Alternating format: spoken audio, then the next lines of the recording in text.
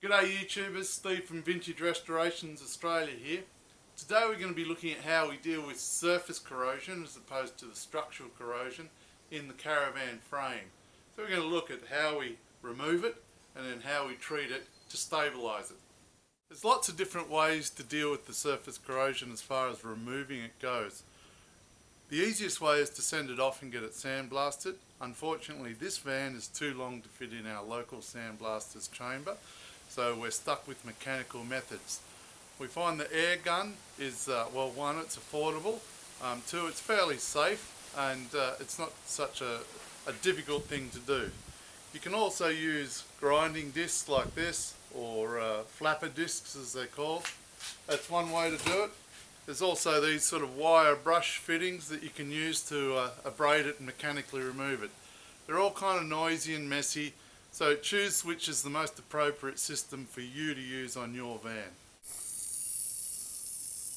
Now that the van's completely stripped, we can begin treating this corrosion. See this loose surface corrosion here. So we use this tool here, a needle gun. It's like a whole bunch of little needles, and when you hit it,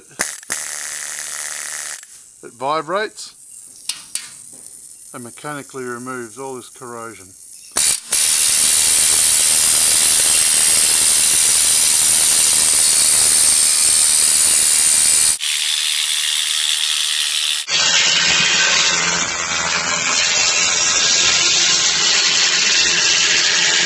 You can see this section of frame that has been hit with the needle gun, and it's pretty clean, back to metal. So now I'm just going to paint on the tannic acid.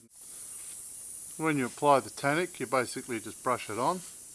Oops, try not to dribble it everywhere.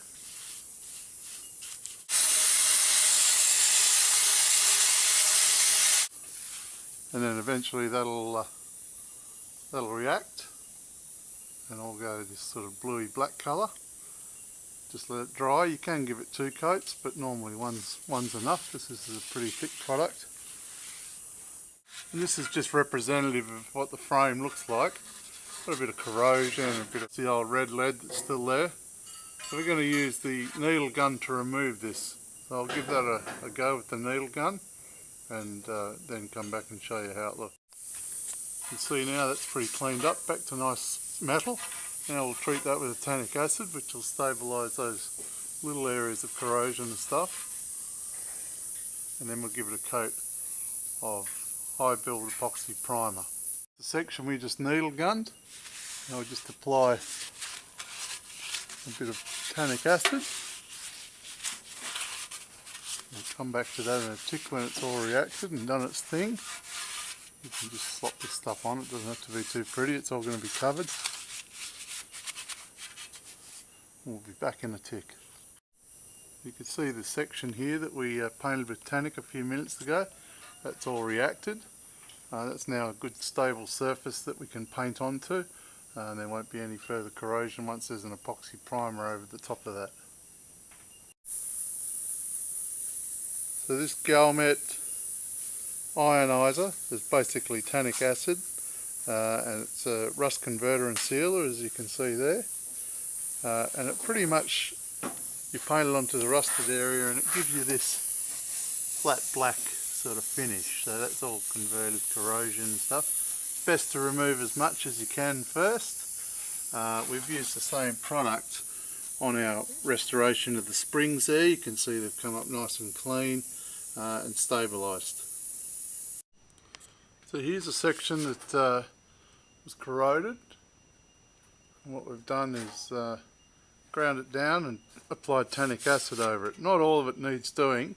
Down here you can see the old red lead is still pretty good condition. So we just leave that and just treat the areas that need treating.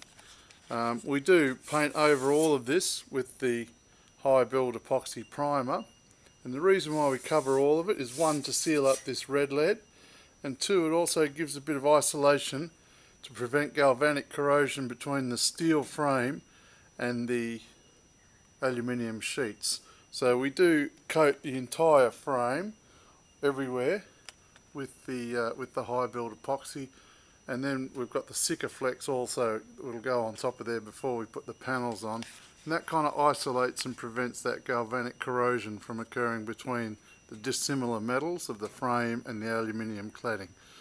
So when it comes to painting, we paint the whole lot with the epoxy primer over that red lead to isolate that and seal it up a little bit, and also over the tannic acid to give a final protective coat over all of that. So that's it for today. Hope that was helpful for you. Tune in next time when we look at the removal of the wheel set and springs, how we treat the springs or restore the springs, and then replacement and upgrading to a 2,000 kilo running system. See you then.